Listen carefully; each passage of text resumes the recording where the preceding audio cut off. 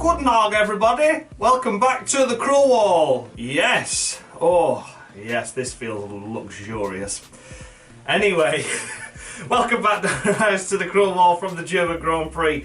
And what an amazing race it was. Yet another fantastic race this season. Probably only had about a couple of boring ones, but this one certainly delivered in what could be Hockenheim's last ever race in Formula 1. So, yeah, it's a bit of a shame really, because it proved to be an exciting race, didn't it? So, of course, we kick things off with the winner, Lewis Hamilton. Starting in P14 after an issue in qualifying one caused him to pretty much stop. He got through into Q2 obviously because his time was fast enough, but then that was that. He was out. So started 14th, the result of penalties, and yeah, he didn't do too bad a job, did he, to get the win? Of course, raced really well. Carved his way through the field brilliantly in the early laps.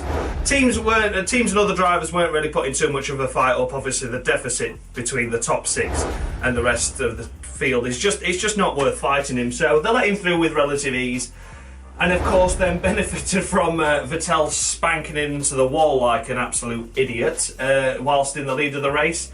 And the other teams ahead of him, when the safety car was called, decided to pit, including his teammate, which was an absolute mess. He was in the pits for quite a while, didn't know what tyres to put on, and then he ended up taking the lead behind the safety car, and that's where he stayed. Bottas put a bit of resistance up and tried getting back past him, but his team firmly instructed him saying no, so he wasn't allowed to do anything like that. So for Hamilton, a brilliant comeback, but there was a couple of issues this race, wasn't there? Let's be honest.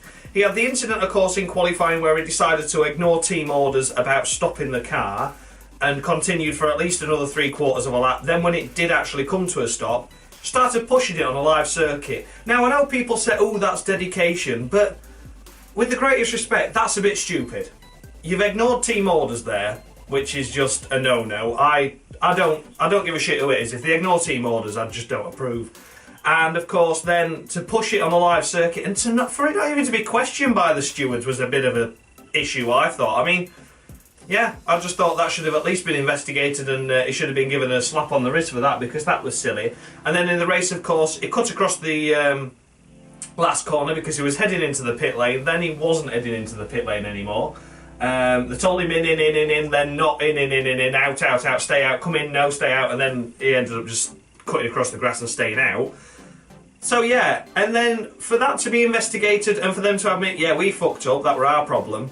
And then for him to say, yeah, I cut across the grass on purpose, it wasn't as if I lost traction or anything. Yeah, I just thought a reprimand for that's a bit too light there, because I seem to remember a couple of years back Raikkonen got a penalty for doing the same thing. So anyway, that's just me. That's me being cynical, but yeah. And of course his attitude as well was a bit of a stinker as well during the qualifying, where he was ignoring the team orders. So it's not going to be a perfect 10 for the simple reason of he was moaning again. I give him the benefit of the doubt at Silverstone, but this time it's not happening. Yeah, it might have been an impressive drive again, but teams and other drivers weren't really putting that much of a fight up. It was a brilliant strategy by Mercedes in the end to not pit him.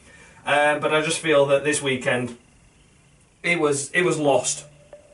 And it was only luckier this win, really, to be honest. But there we go. So it's going to be 8 points for Hamilton, because it's going to be 2 points off for the moaning, really, and the fact that he disobeyed team orders of stopping the car in qualifying, because it got him nowhere in the end and could have cost him a power unit, because that's stupid.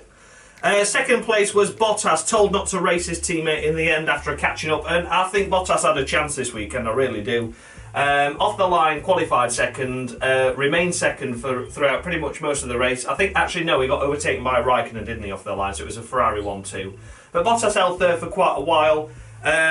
He didn't pit for any of the wet tyres during the interchangeable conditions either. He stayed out, but made an additional pit stop during the safety car after Vettel fell off, and that's what cost him.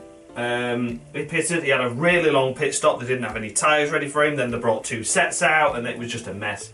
So it was good that it was a safety car, because he could catch back up. And then when he started attacking Bottas, when Bottas started attacking Hamilton, he said, sorry, I'm afraid you're not allowed to overtake anyone. You're not allowed to overtake your teammate, so hold position. Brilliant. They apologised as well on the radio for it, but, you know, there you go, what can you do? It's just ridiculous now. People have always criticised Ferrari for team orders, and when Mercedes does it, it's fine. There we go. That's the fan club of today, it seems. So for that reason, Valtteri Bottas still in effort, still in drive. I'm going to give you 9 points. That was a good drive. That was a very good drive. Next up is Kimi Raikkonen finishing P3 after qualifying in third. Did get the leap of Bottas early on, and then as a result of the pit stops, as we mentioned, obviously, in the end he ended up finishing in P3. Was leading the race for quite a while, and then Ferrari, after much deliberation, it must be said, then decided that he had to let Vettel go in the end, and it proved to be a worthy, good strategy call in terms of the team, not really necessarily Vettel, because Vettel pulled out an 8-second lead over Raikkonen then, so that is a strategy in my eyes. That is strategy, and people were criticising that, but then when it happened for the Mercedes, it was fine. So yeah, by as much. But yeah, so Raikkonen did let him go in the end, which was a good decision by Ferrari because Vettel broke clear. Vettel was faster. He was the faster Ferrari of the two. But then, yeah, Raikkonen just he normally fades away in situations like that. He gets overtaken or gets told to let the teammate past, and it doesn't really go well. But to get P3 is okay, but I think it's about like 27 podiums before his last win, so it's a difficult situation for Raikkonen to be in. Whether he'll stay at Ferrari or not is an unknown. I think he will, though. I think he will, because Vettel likes him as a teammate, obviously, and now he's obeying team orders like that, so I think he'll be kept on. But Raikkonen overall, not a bad race, obeyed team orders, rightly or wrongly, and then, yeah, ended up in third, so solid enough race, and it's going to be 8 points for him. 8 points for Kimi Raikkonen. Next up is Max Verstappen. After starting 5th, I believe it was, he ended up finishing 4th, so only pretty much gained as a result of the retirement ahead for Vettel. His teammate obviously starting at the back. But yeah, it was a lonely race really for Verstappen. He wasn't in touch with the top 4 cars this weekend, the 2 top teams, of course, Ferrari and Mercedes, but was obviously miles ahead of the Haas's and the Renaults and the Force Indias behind him.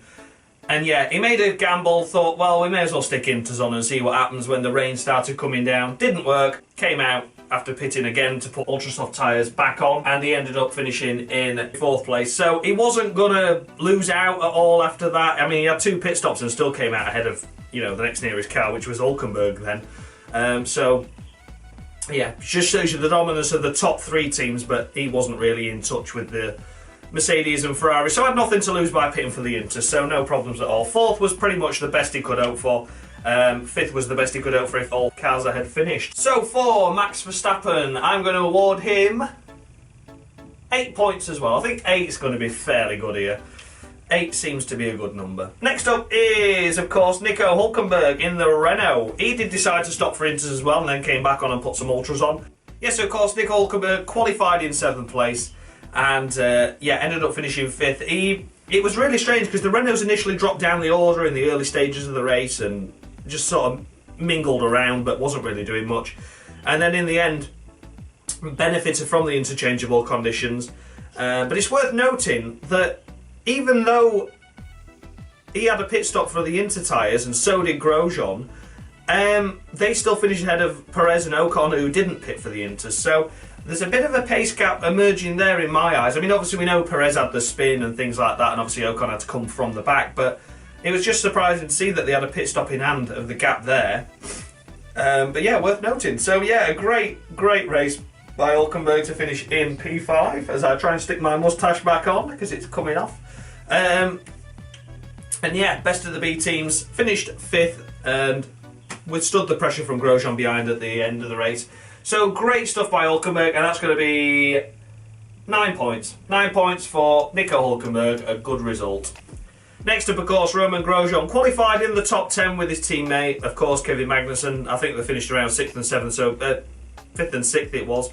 Obviously because Ricciardo didn't qualify, so they jumped up a position. So good result for them to qualify 5th and 6th. And then during the race, Grosjean slipped down, Magnussen slipped down, and then when the race actually took hold and the weather came into play, Grosjean benefited, Magnussen didn't. It was just one of those really strange races. I mean, let's be honest, a Williams could have scored points today had the finish, so yeah, it was a really strange race. But Grosjean initially slipped down the order in the dry conditions, was like on the verge of losing out on the points. He was only scraping around in about 10th or 11th, just ahead of Leclerc. And then, like I said, I benefited massively then from the interchangeable conditions and the safety car and when they pitted, etc. So strategy were to play for a lot of the drivers as well as a result of their finishing positions. And there was just far too much going on in that initial period there after Vettel went off to keep up with, and all the cars spinning and what, it was chaos. But yeah, excitable chaos. So yeah, Grosjean, great result. Of course, making up from his 0 in Britain after driving like a wally again. So his second points finish of the season, did a good job. Yeah, kept it on the road, but initially dropping down the order wasn't brilliant, and had it not been for the wet weather, it could have even been out of the points this weekend. So benefited as a result of strategy. Yes, he didn't fall off, but not a great race before that. So for that reason, I'm going to score him 7 points. I'm going to be harsh on him. 7 points for Grosjean. I think I was a bit too excitable for him at Austria getting a good result, so I've knocked it down a bit now. So there you go. Average is out in the end. And next up is, of course, Sergio Perez and Ocon, the two Force Indias, finishing 7th and 8th. Great result by both drivers. Sergio Perez getting into the top 10 and qualifying 10th, and managing to gain 3 places and finish 7th, which didn't look likely for starters because he got up to around 8th, and then we had all the issues of, obviously, well, I say issues, it was just Hamilton coming through and of course Ricciardo carving the way through the field. So he dropped down the order there and ended up around 10th anyway, and then he had the spin which took him right out the order, and had a slow pit stop as well, which dropped him down to about 14th, 15th. But as a result of not pitting for the Inter tyres, he climbed back up to 7th, and a great result. So for that reason, for Sergio Perez, I'm going to award him, after qualifying 10th, finishing 7th, 3 places gained. A really mixed race, had a spin, pit stop error wasn't your fault. It could have finished ahead of Grosjean today, because, of course, Grosjean got him right on the last lap, so it could have been, had he had that bit more of a buffer, could have ended up finishing ahead, but there you go. So for Sergio Perez, I'm going to score him a solid... Oh, there's a lot of 8s going around, but... Yeah, I'm thinking we 8 again. Yeah, 8 points. I'm going to go 8. There's loads of 8s and 9s flying around, but there you go. It's just, it's such a difficult race to rate because a lot of drivers had solid performances, but it's so difficult to keep up with all the tabs of whether it was strategy, whether it was race pace, whether, you know, I mean, all in all for Perez, it looks like it was more strategy than anything else because the first pit stop went wrong and he had the spin, so there you go. For Ocon, of course, qualified in 16th, which wasn't brilliant. That was natural pace. He just got out qualified, just didn't stick it together in qualifying, but then carved his way through to finish in P8. So brilliant result for Ocon to end up as high as he did and score the points.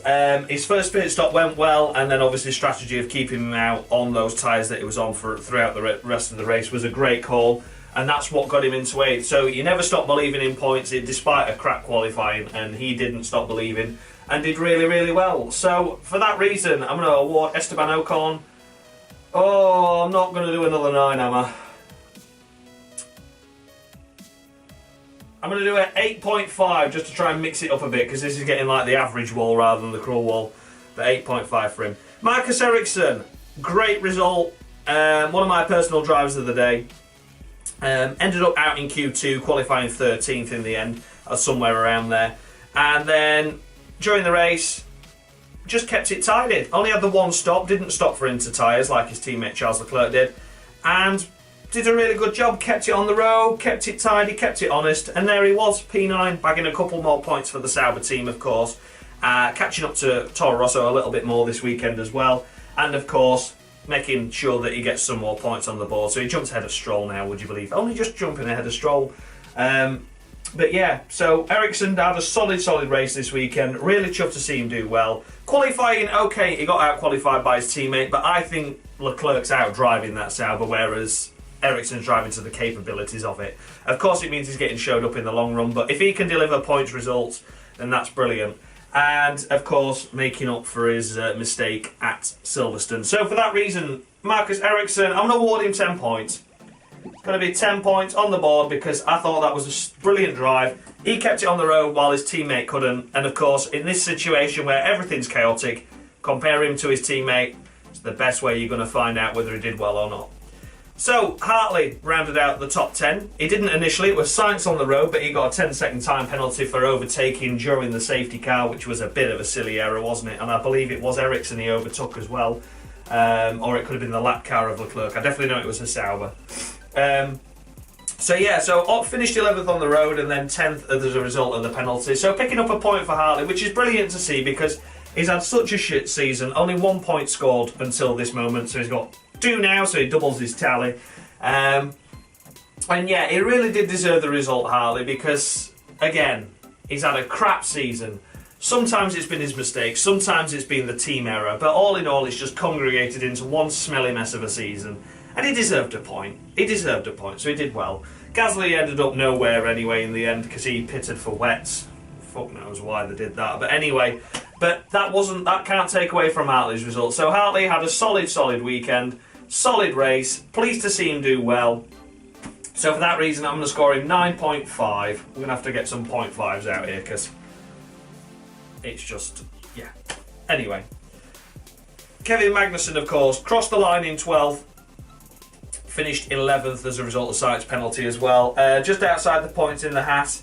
He decided to pit for the inter tyres as well as his teammate did, but Magnussen just ended up tumbling down the order massively when it was wet, but they were on slick tyres. He just couldn't get to grips with it, slipped down the order, made a pit stop for the inters, which was, of course, the wrong decision in the end.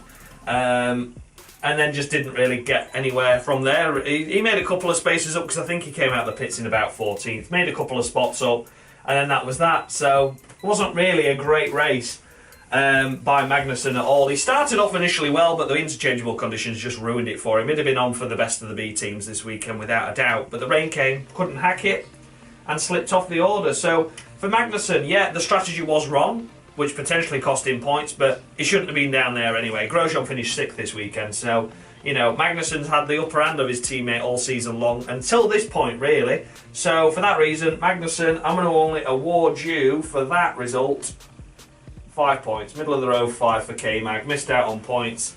Partly strategy, partly driver. So, there you go, 5 points.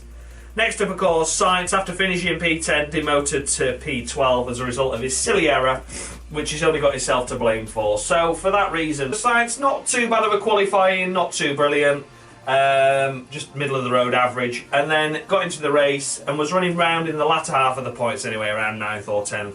Then the chaos ensued, and then, of course, the team elected to pit him for the intermediate tyres, which was, of course, the wrong decision in the end. And then, for some reason, after coming out of the pits, he decided he was going to overtake a Sauber, and that got him the 10-second time penalty and cost him the points today.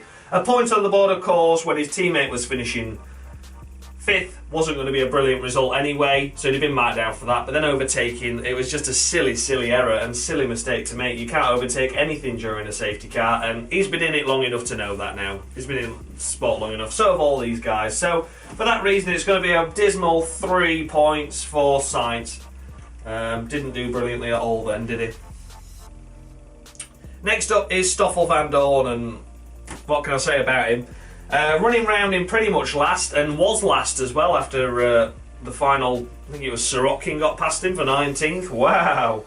And yeah, Vandoorne, absolutely dismal race. He ended up slowing down a lot and then saying, are we going to retire the car? And then, yeah, retire. For some reason, never came in and retired the car, so maybe they just realised it was him that was going slow. It's worth noting that Alonso did make a statement this weekend saying we can't work out what's wrong. Vandoorne and Alonso, despite it being the same spec car this weekend, pretty much, you know, give or take a couple of little bits that aren't going to be key, Vandoorne's car's got less downforce. I mean, I don't understand how that happens at all. I mean, that is just a fundamental error for McLaren. I mean, Alonso to be saying that as well can't really make McLaren look good. So that might explain why Vandoorne has been doing so shite this season in comparison to Alonso. But I mean, that is just... I was gobsmacked when I heard that. Absolutely gobsmacked. I couldn't believe it. I thought it was a joke. But no, that is literally what's happening down there. So Vandoorne has got less downforce than Alonso in practically the same car. Strange. But I don't think that the lack of downforce contributes to Vandoorne being down in 20th and Alonso battling up there in 8th. Just my personal opinion on the matter for that one. Especially during the race. So... You know, Vandoorne really didn't retire the car in the end and ended up 13th as a result of pretty much people falling off and people going for different strategies that were really, really wrong. Otherwise, he would have been last of the finishers anyway in 16th. So for that reason, Stoffel Vandoorne didn't set the world alight. I can understand you've got maybe issues with your downforce, but it doesn't put you behind Williams. I'm sorry, there's no car worse than a Williams on the grid. You might have a worse off car than your teammate, but it doesn't put you down there. So for that reason, it's going to be a 0 for Vandoorne. Did nothing, didn't get into the top 10 at any point, even barring pit stops or anything. He was stone dead last. There you go, poor race. Next up, of course, was Pierre Gasly finishing P14. And yeah, a wheeled and wonderful strategy by Pierre Gasly's team, of course, Toro Rosso, electing to put the full wets on as opposed to intermediate tyres, just for banter, I think, really. It wasn't running in the points anyway, so didn't really have anything to lose by the wet tyre choice, but let's be honest, it wasn't the best decision in the world, was it? So Gasly, of course, had to start from the back anyway, due to an engine change issue, so that wasn't brilliant. And then in the end, yeah, 14th, I don't really know what to say, to be honest, 14th place. It was mainly a strategy error, but that's sort of like a finishing position for a Toro Rosso anyway, wasn't it? So he maybe could have scraped some points and maybe had out this place had he not put the full wet tyre on, but there you go. They took a gamble, it worked for one car, it didn't work for the other. That's racing. That's racing. So for Pierre Gasly, I'm going to score him 6 points. I think he did an okay race this weekend. Did a good recovery during the race to get through to the field a bit better than his teammate, especially after starting at the back of the grid, and then of course the strategy just ruined his race really. So 6 points, slightly better than average. Next up in 15th was Charles Leclerc, and yeah, started the race fairly well. Qualified 9th, so into Q3 once again. I think it's the 3rd time in 4 races now, which is an amazing effort, and about the 8th time now he's got into Q2 in a Sauber. Brilliant effort. And yeah, and then the race came, didn't have initially a great start and dropped down to 10th, and then of course Hamilton got past, Ricciardo got past as well, of course, and that dropped him outside the points. And then the rain came and he just went to pieces, really. It's a shame to say that he did, but he did. He was one of the first to go off in the wet conditions on slick tyres, had a spin. Elected to come in for intermediate tyres. That didn't work, because obviously it was okay for dries. But whilst on the inters, he also had a spin. So he had a spin on the inters as well. I mean, fair enough, we know that it wasn't quite inter weather, so the tread blocks were getting chewed up a little bit on the inters, but even so, it shouldn't have led to that. And then he came back on the slicks, had another spin, it was drying up, and then had another spin. So I think he had about 4 spins in the end on varying tyres and whatever else. So, yeah, the race kind of unfolded from there dramatically. Of course, the strategy was wrong, but a lot of teams got it wrong with the inter tyres. Yes, unfortunately, it just didn't work quite out for Leclerc. So this weekend, not his best race. Brilliant qualifying again, though, but not a great race and didn't deliver points. Finished a lap down as well. So middle of the road 5 for Charles Leclerc. Wasn't a brilliant race this weekend by his standards. Like I said, he spun on the inters, which was kind of a bit silly. But there you go. First time in interchangeable conditions, I can understand that. But, you know, just not a race I was expecting to see by Leclerc this weekend. So next up in 16th place was Fernando Alonso, the last of the finishers, and a terrible race really by Alonso standards after the rain impacted on the race. Of course, we know it was strategies and things like that, but I think it was mainly due to the fact that they pitted him and put him back on the soft tyres while the safety car was out. Before the safety car came out, which really cost him. So the safety car came out, but he'd already made the stop, so he didn't gain any positions as a result. So it was just a unfortunate strategy and things. I mean, failing that, it would have been maybe scraping a point or two, but nothing major anyway. So he ended up 16th. Said he had fun out there and had fun on the racetrack, but ended up with 4 pit stops, most of anyone this race. So for that reason, Alonso, a middle of the road race really, could have scraped some points. It was a strategy error, but there was so much going off, so wasn't the best of races for Alonso, so 6 points.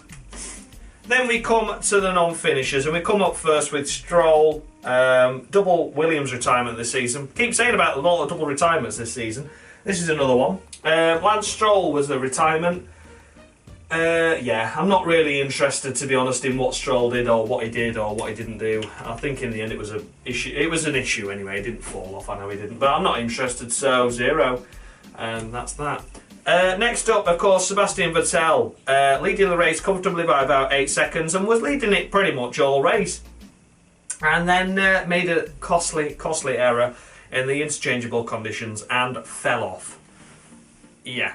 Wasn't a great way, was it, to finish his race? I mean, it was comfortable. He got an 8-second gap to his teammate that had let him through, and he just needed to be conservative, and he just got it wrong. Just snatched, the rear stepped out, coming into the stadium section, straight into the gravel, no steering from there, bang into the wall. That was that. And he was out, and the frustration was clear to see. Qualified on pole. It was a win that he threw away this weekend, it really was. So for that reason, I'm only going to score Vettel 2 points. You got to bring it home. You got to bring the car home, and that's cost him this weekend. And it's cost him on the cruel wall as well, so there you go.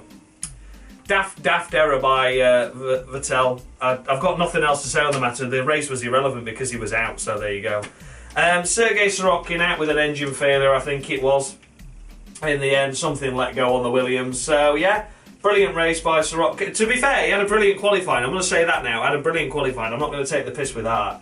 Got into Q2, and I think he started around 14th, 13th, something like that, as a result of the penalties as well, of course, that were issued to other drivers and cars for gearboxes. Gasly slipped down the order and things like that. So, for that reason, yeah, Sorokin, yeah, I'm going to score you about 2 points. I think it's fair. You get a couple. And then, of course, last of the retirements on this list, first in the race, of course, was Daniel Ricciardo. I don't really know what to say. It got a load of penalties anyway because they were changing all the engine components so that they were ready and fresh to go for Hungary. So qualifying was nil and void. It got through into Q2 but then didn't elect to race, of course. They were just having that as a shakedown session. Started at the back. Struggled to make his way through because he was on the medium tyres compared to other people on the softs around him. But did end up scraping into the points. And then, yeah, that was it. A suspected power unit failure. So that's not going to be good for him if he has to take another penalty at Hungary where Red Bull are hoping and expecting to be strong. Yeah, going to be an unfortunate race weekend for him. So, of course, yes, Daniel Ricciardo didn't really have a chance this weekend. And, yeah, didn't do brilliantly as well at all. Yeah, what can be said, to be honest? Didn't go too well for him, did it? He didn't really have a race. I just don't know what to say. It just went horribly wrong. 5 points, middle of the road, really, for Daniel Ricciardo, because at the end of the day, that was not brilliant, was it? Wasn't brilliant at all. So, of course, now it's time for Palmer of the Week. So, let me just go get him, and he'll be back to award Palmer of the Week. Jolyon, it's that time again. I know. Tell me about it.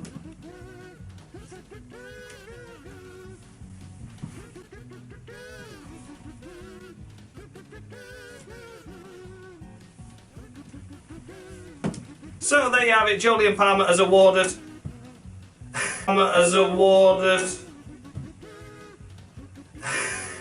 Sebastian Vettel,